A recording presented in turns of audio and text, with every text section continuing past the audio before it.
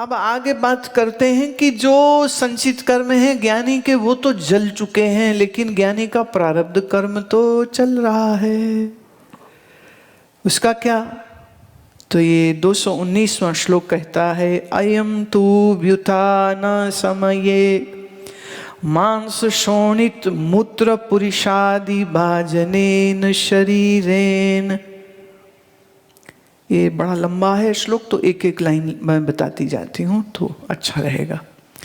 कहते हैं जब ब्रह्मज्ञानी समाधि में नहीं होता, बहुत ध्यान से सुनना इसको, जब ब्रह्मज्ञानी समाधि में होता है तब तो एक ब्रह्म के अलावा कुछ है ही नहीं, तो वहाँ प्रारब्ध कर्म कैसे?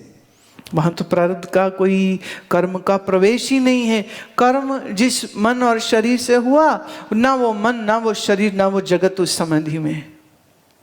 तो पहली बात, अयम तु व्युत्थान समये, समाधि का व्युत्थान, व्युत्थान माने टूट जाना। जब वो निर्विकल्प समाधि में नहीं होता है तब उस जीवन मुक्त पुरुष का जो शरीर है, मांस शोणित मूत्र पुरुष, फ्लैश ब्लड यूरिन एक्सक्रीटा, इसी से बना हुआ ये शरीर है ना। तो इस शरीर में क्या होगा? अंधयम आनंद्या आप्तु तु आदि भजनेन इंद्रिये ग्रामीण। इस शरीर में जो इंद्रियां हैं, इन इंद्रियों के जरिए कुछ अनुभूतियां आती, जैसे अच्छा पहले ये जो आप फिजिकल बॉडी की बात हमने करी ना, जिसमें रक्त मांस मेद अस्थि मज्जा है, अब देखिए इसमें कुछ ना कुछ ऊपर नीचे होगा, तो शरीर को कष्ट नहीं होगा। जीवन मुक्त है ना, तो अब थोड़ी कोई कष्ट हो सकता है, होगा। तो उसके शरीर में छींक खांसी बुखार ट्यूमर कैंसर कुछ भी हो सकता है। देखिए ये प्रारब्ध कर्म के भोग हैं, इससे कोई भाग नहीं सकता। ये वो तीर हैं जो चल चुके हैं, वापिस नहीं लौटाए जा सकते। ऊपर नीचे कुछ ना कुछ शरीर में, बोले अब तो ज्ञानी हो गए तो भूख नहीं लगेगी, प्यास नहीं लगेगी, नींद नहीं लगेगी, क्या नहीं होगा? सब होगा। शरीर का धर्म तो शरीर के साथ चलेगा। फिर आती बात इंद्रिय की, अंधयम आंध्या, माने अंधयम कभी कभी उसकी आंख जा सकती है, प्रारब्ध बस, बुढ़ापे बस दिखना कम हो गया, बिल्कुल ही अंधा हो गया, या अंध्या अपतुतु आदि, या शरीर बड़ा ही कमजोर हो गया, या शरीर में कोई योग्यता क्षमता ही नहीं, किसी रोग से बुढ़ापे से क्षीण हो गया शरीर उसका।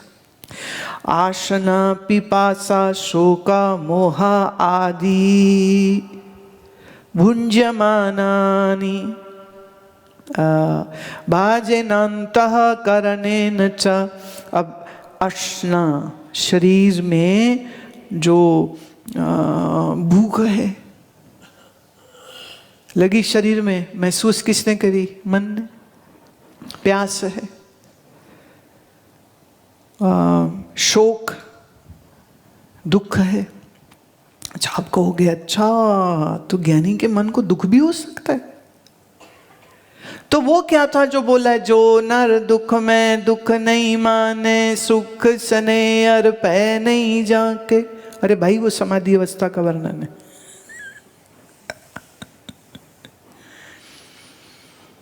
वो समाधि अवस्था का वर्णन है। देखिए ये ऐसी, मतलब ऐसे एकदम दो टूक और इतनी स्पष्ट बात कहने की हिम्मत सिर्फ एक वेदांती कर सकता है, और ये वेदांत सार ग्रंथ ही कह सकता है, बाकी तो सब बेवकूफ बनाते रहते। किसी के गुरु को हो गया कैंसर तो सारे भगत रोमे और कहें महाराज ने हमारे दुख ले लिए हैं। बेवकूफों, कोई किसी का दुख नहीं ले सकता।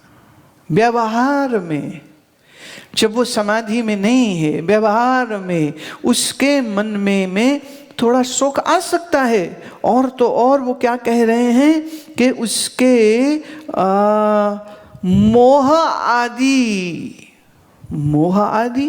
कैसे मोह आदि? भाजने नंत करने न चा, ये क्या मतलब हुआ? जैसे हमारे एक स्वामी जी कह रहे थे, हमें आम इतने पसंद हैं,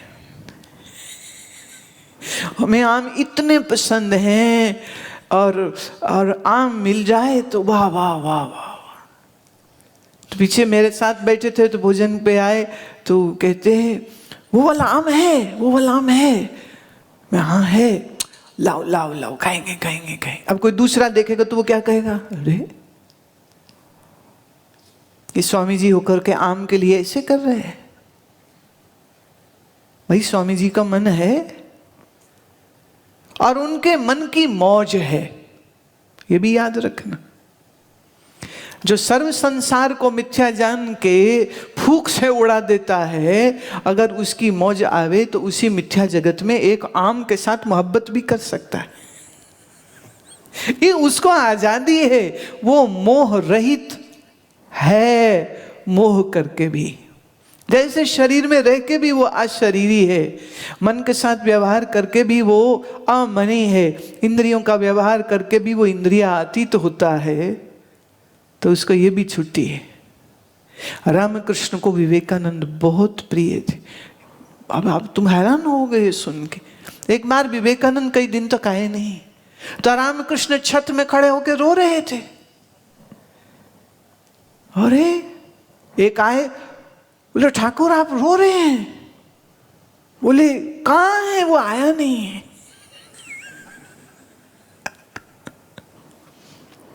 जिसने सारे जगत को ठोकर मारी है, वो नरेंद्र के लिए आंसू भी बहा सकता है। कहाँ है, वो आया नहीं है। तो बोले एक नरेंद्र के लिए ठाकुर आपके आंख में आंसू? बोले एक नरेंद्र नहीं, वो बहुत सारे हैं जो अभी तक सोए पड़े हैं, अज्ञान अविद्या में सोए पड़े हैं। मैं यहां हूं, वो कहां हैं? और एक अकेला नरेंद्र नहीं था जिसने रामकृष्ण से कृपा पाई है, उनके साथ और कितने थे। वो बात अलग है कि विवेकानंद प्रसिद्ध हो गए और बाकी लोग प्रसिद्ध नहीं हुए, लेकिन एक नहीं, वो कहते थे मैं यहाँ लेकर के बैठा हूँ सारी दौलत, और मेरी दौलत लेने वाले कहाँ हैं?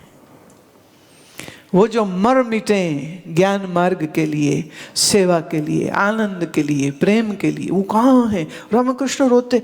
रामकृष्ण की जीवन मुक्ति पे तुम्हें संशय हो सकता है, अब कृष्ण की जीवन मुक्ति पे भी संशय करोगे क्या?